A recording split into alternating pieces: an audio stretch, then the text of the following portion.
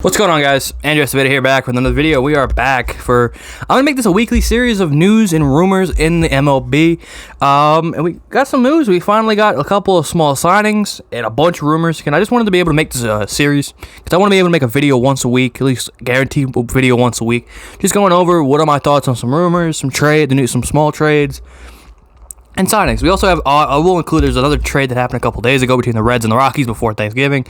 Really minor deal, but it did have a couple of former top prospects in it. But we'll kick it into the signings. So the Royals go out and make a couple moves. Nothing big. They signed Mike Minor to a 2-year deal. The money is not out yet, but I'm probably expecting somewhere around the Drew Smyly type, maybe $8 to $11 million per year. Minor's a pretty good, really solid pitcher. He's in like that C low B tier starting pitcher. Like, obviously Bauer's the best, and Stroman would have been, and now it's like Odorizzi, Tanaka, guys like that, and Morton, who signed already. Minor's like around there. But if you look at 2019, his last, obviously the last full season, he pitched with the A's and the Rangers.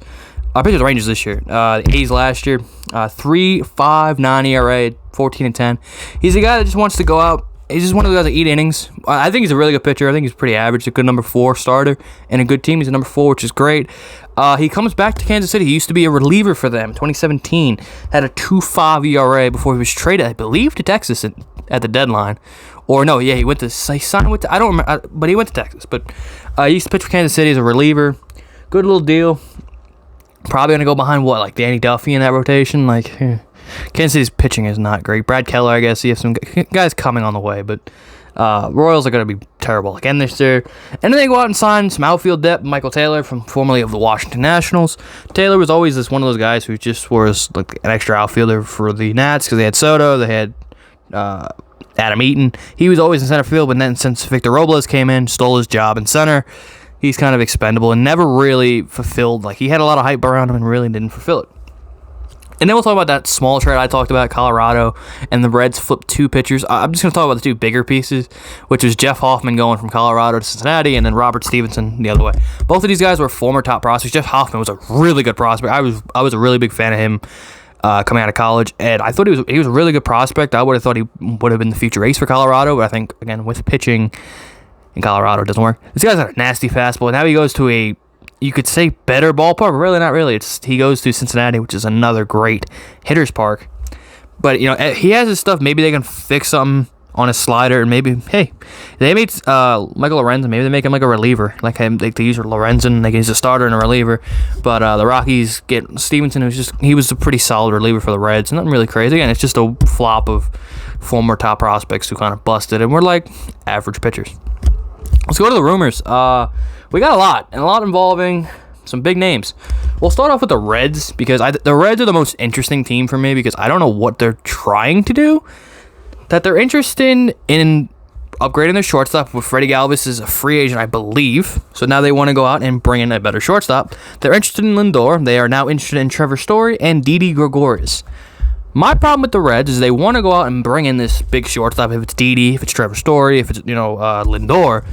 But they're willing to they're going to lose Trevor Bauer because I don't think he's going back to Cincinnati, and they're willing to listen to offers and trade Sonny Gray, who was their number 3 starter, who was really good, pitched really well last year behind him and Castillo, behind Bauer and Castillo, and they want to trade Sonny Gray and add a shortstop, especially a shortstop who probably all these guys are going to be a 1-year deal. Didi's I would be surprised if Didi gets more than a 1-year deal because of the great shortstop class next year. But you look at Lindor and Story; those are 1-year deals unless you sign them. So I don't see what the Reds are trying to do. Like, they already have a really good offense. They should just try to continue building the pitching. But I guess, they want to fill the shortstop hole. I mean, if I was the Reds, I'd probably just sign Didi because it's a 1-year deal and I wouldn't trade Sonny Gray. But, they're interested in doing both. Let's go to the Cubs, which is Kris Bryant, which he's been rumored heavily for, it seems like, the last 2 years to be traded. There was a rumor that he wasn't going to get tendered, and obviously the Cubs are going to tender him a contract despite the trade rumors. I think it's like $20 million. I think the same thing like Lindor. I think it's like $19 to $20 million Bryant's going to get this year. So the Nationals have been injured. The Mets, Heyman put down the Jets and the Giants, with obviously the Nationals probably being the favorite to get them. The Mets and Kris Bryant, I'd do it I'd be interested in it. Obviously I would prefer Arenado, It's just me because it's an opt-out, but he does have a contract after it. Bryant's a one and done. I don't really see it for the Mets, but we'll talk about the Mets in a second. We'll talk about the other team who's going to be the Mets' probably biggest pain in the ass is the Toronto Blue Jays, who we'll start off with the Mets. If you saw my Mets, what I do is Mets offseason, be sure to watch that video. It's on my channel. I wanted George Springer badly, and the Blue Jays have been heavily involved with George Springer, and I think they've said they have an offer on the table from TSN, that there's already an offer from the Blue Jays on the table for Springer. But somebody on MLB Network said right before I recorded that the top free agents are waiting for the Mets because they want the Mets in this because they know the Mets are going to be willing to spend, which is crazy to think. Hey, free agency is going to run through Queens, and that's kind of crazy. Steve Cohen is going to own free agency. But the Blue Jays are also in another guy I want the Mets to do. That's Brad Hand. They have some interest in Brad Hand to be their closer. They're going to lose Ken Giles to free agency, and he was already going to be going out of the year because of the surgery. I think shoulder surgery, so he really wasn't going to pitch anyway. So they needed a closer. They're interested in Brad Hand. They are interested in DJ LeMahieu. I don't think the Yankees. I know I said in the video, the Mets are going to get LeMahieu. I don't think LeMahieu leaves the Yankees. I'd be very surprised. But the Nationals and the Blue Jays have had interest in DJ. And if they if they fall short like I expect for getting DJ LeMahieu, they're going to be interested in Colton Wong, who the Cardinals non-tendered the Gold Glove second baseman. I don't know why the Blue Jays are going for so many infielders. I think they want to move like Bo to third and keep Vlad at first. Why are you bringing in infielders? Like and your corner outfielders are great with Gurriel and Teoscar. You put Springer in Toronto, that's a scary lineup. But I think they still need to go out and get some more pitching behind Ryu. Nate Pearson's going to be a stud. Robbie Ray and Tanner Roark don't really scare me, but they got a potential nice top two. They should be going in on Bauer and guys like that. And the last rumor about MLB, and not non-Met rumor, the Texas Rangers have interested and have made it clear that Lance Lynn's going to be available. That's a really good number. That's a really good number 2, low end number 2, great number 3 pitcher and only good rotation. I can see the Yankees maybe bringing him back. That could be a fit. The Phillies, the Giants have had some interest in him. That's a really good, just got to eat his innings, strikes a lot of guys out. He's definitely improved since his time in St. Louis. And remember, he was a bum at the Yankees, and he goes to Texas and becomes probably the most wanted trade chip since the last 2 deadlines, and now again in the offseason. I think this is his last year. He'll be a free agent after this season, I believe.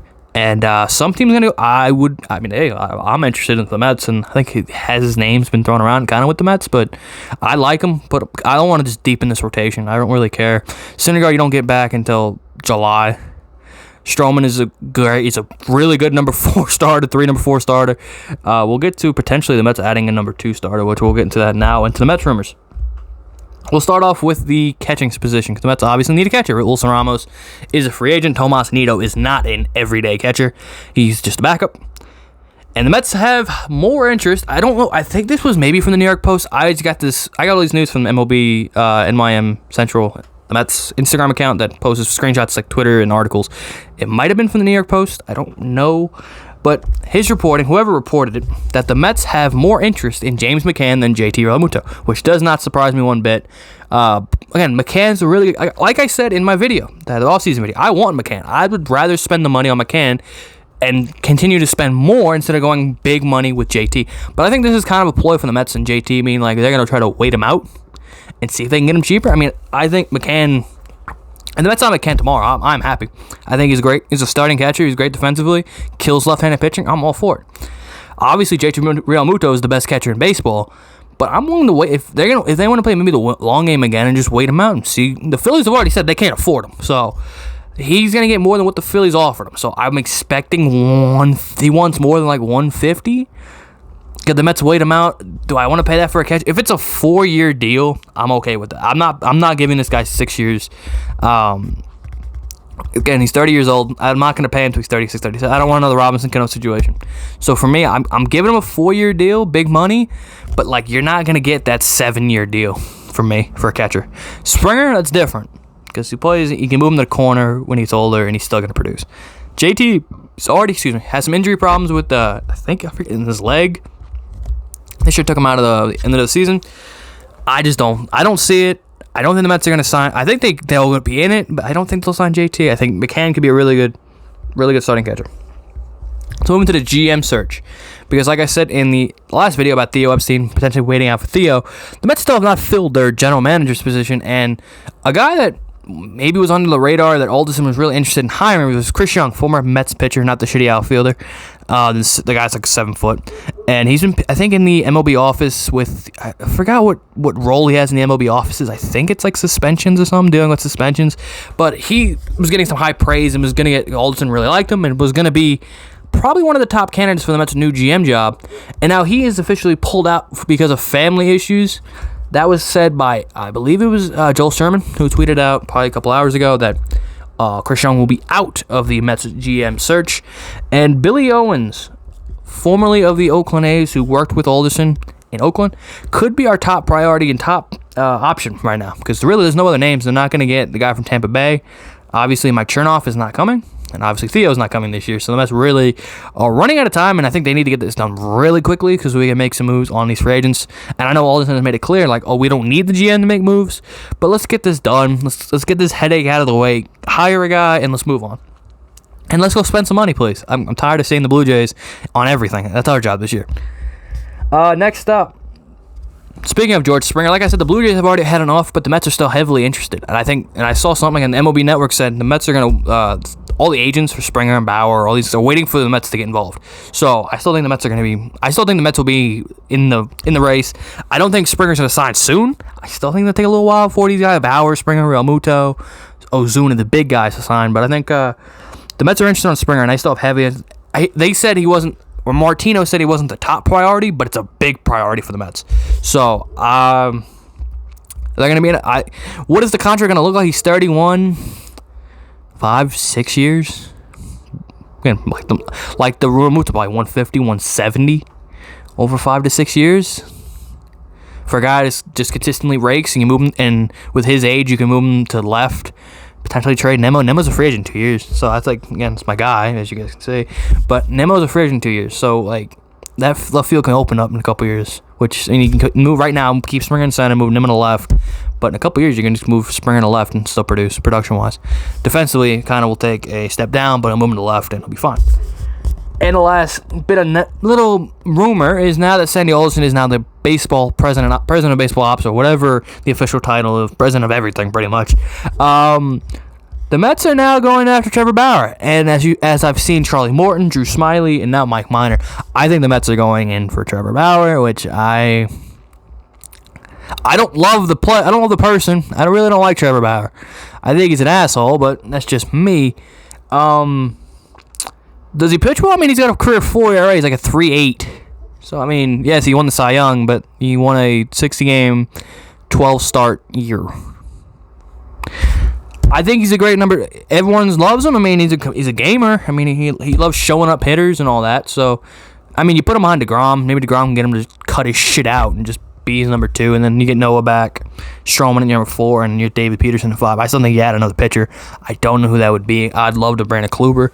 Just throw a chip at Kluber or somebody, like a 1-year deal on Kluber, or maybe Tanaka on a 1-year deal. And I think Tanaka's going to get a couple of years from the Angels. Go play with Ohtani, but yeah, Bauer to Mets. Most Met fan, I am not one of the fans who like Trevor Bauer, so I didn't want him. Like, I know people are like, oh, I want Trevor Bauer. Like that's what everybody wants for Christmas. I need Trevor Bauer, and I'm like, guy's got a 3.8. He's like Stroman. Stroman's like a 3.6. He's at a 3.8. Just because, he has one good year, we're going to be like, oh my God, Ari Dickey had one good year. He had to create a 4 career RA. He won a Cy Young. What happened after that?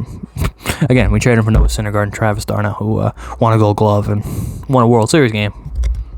That hasn't started. So that's my. Those are my rumors of the day, rumors of the week. If anyone signs with Drake, if Springer signs with the Blue Jays tomorrow, there'll be a video about that. The Penguins video is coming. I just need to sit down and do it. I'm kind of waiting to get the official date for the season to start for the NHL, because maybe I'll start doing like season previews for a few teams, like the Penguins, the Leafs, the Giants, the Rangers, the Islanders. Like maybe do some team preview for the season, but obviously I'm waiting for Bettman to make the season official. And then maybe I'll start banging out those videos for teams, maybe a couple a week, and just do that. But leave in the comment section below, what do you guys think? Kris Bryant getting traded to the Nationals, the Reds going after a big shortstop. Reds fans, who do you guys want to see? Do you want Lindor, Springer, Didi, or do you want somebody like Andrelton Simmons, defensively. We don't know. It's probably all going to be one-year deals. And Met fans, what do you guys think? McCann over Real Muto? I know some guys really want JT, and the Mets already saying, we want McCann more. Leave in the comment section down below, and I will see you guys in the next video. Peace.